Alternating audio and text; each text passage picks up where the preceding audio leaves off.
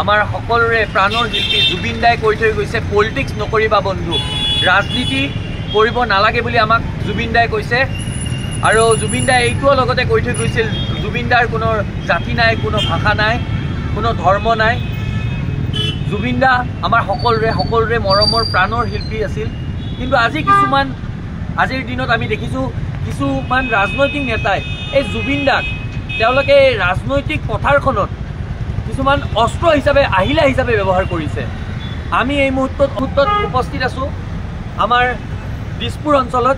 আৰু দিছপুৰ অঞ্চলৰ এই পাৰিষদ কাউন্সিলাৰ আপুনি দেখি পাইছে অভিক সোম ডাঙৰীয়াই ইয়াতে ডাঙৰ হোৰ্ডিংবোৰ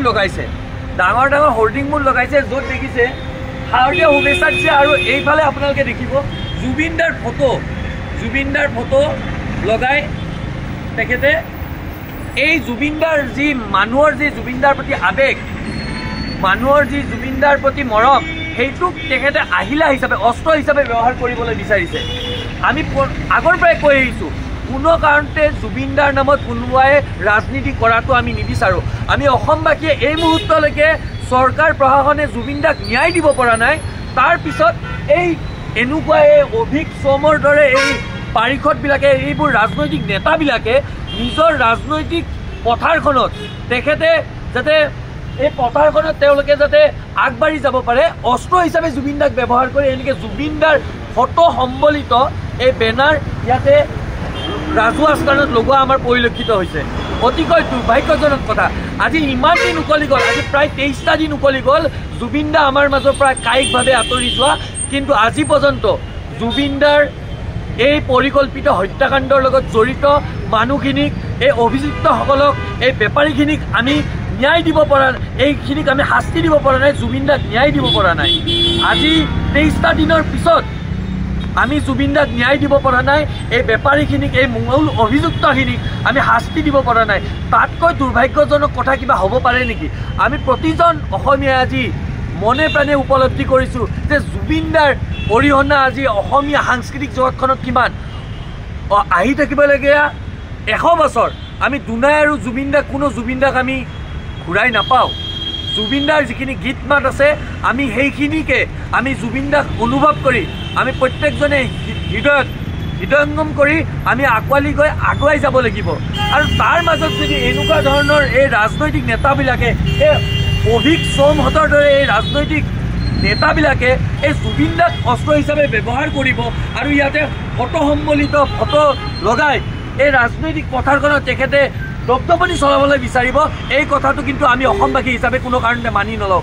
জুবিন দাৰ দৰে এজন অসমীয়া সাংস্কৃতিক জগতখনৰ এই হিয়াৰ আমঠুজনক আটাইতকৈ উজ্জ্বল নক্ষত্ৰজনৰ বাবে আজি প্ৰতিজন অসমীয়াই ৰাজপথত আগুৱাই আহি তেখেতৰ কাৰণে ন্যায় বিচাৰিবলগীয়া হৈছে। তাতকৈ দুৰ্ভাগ্যজনক কথা আৰু কিবা হ'ব পাৰে নেকি? আপোনাৰ মোৰ কি হ'ব? আমি সাধাৰণ মানুহবিলাকৰ কি হ'ব? আমি এই প্ৰশাসনিক বিষয়াসকলে, এই বেপাৰীসকলে ইচ্ছা অনুযায়ী তেওঁলোকৰ হাত দীঘল প্ৰশাসন যন্ত্ৰটো ব্যৱহাৰ কৰি আমাক সাধাৰণ মানুহ হিচাপে আমাক ৰাজপথত হত্যা কৰি পেলাই থৈ যাব। আমাৰ ন্যায় কোনে দিব? এই জুবিন দাৰ দৰে মানুহবিলাকে আজিৰ দিনত ন্যায় পোৱা নাই। জুবিন দা ন্যায় বিচৰাটো অতিকৈ দুখজনক কথা, সকলোকৈ দুখজনক কথা। সেয়েহে আমি কৈছোঁ এই অভিক সোমৰ দৰে এই মানুহবোৰৰ এইবোৰ যে ৰাজনৈতিক পথাৰখনত তেখেতে বাহাদুৰি কৰিবলৈ বিচাৰিছে, এই জুবিন দা ফটো সম্মিলিত ফটো লগাই আমি ধিক্কাৰ দিছোঁ। আৰু অভিক সোমক আমি এই ফটোখন, অভিক সোমৰ এই ফটোখন আমি ইয়াতেই ফালি দিছোঁ।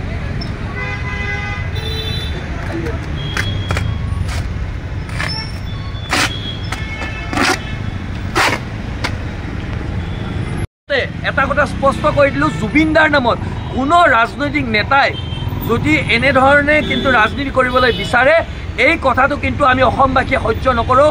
প্ৰথমতে আমি চৰকাৰক ক'বলৈ বিচাৰিছোঁ জুবিন দাক ন্যায় দিয়ক, জুবিন দাক ন্যায় দিয়ক। আৰু যি পৰ্যন্ত ন্যায় দিবলৈ নোৱাৰে আপোনালোকে পদত্যাগ কৰক। চাওক এনেধৰণে এই অভিক সোম নামৰ এই পাভত গজা এইবোৰে আমাৰ জুবিন দাৰ নামত, জুবিন দাৰ ফটো সম্বলিত এই বেনাৰ লগাই নিজৰ পাব্লিচিটি কৰি আছে, প্ৰচাৰ কৰি আছে, নিজৰ ৰাজনৈতিক কেৰিয়াৰখন উঠাবলৈ চেষ্টা কৰি আছে।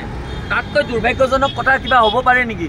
জুবিন দাক ন্যায় দিয়ক, জুবিন দাৰ নামত ৰাজনীতি নকৰিব।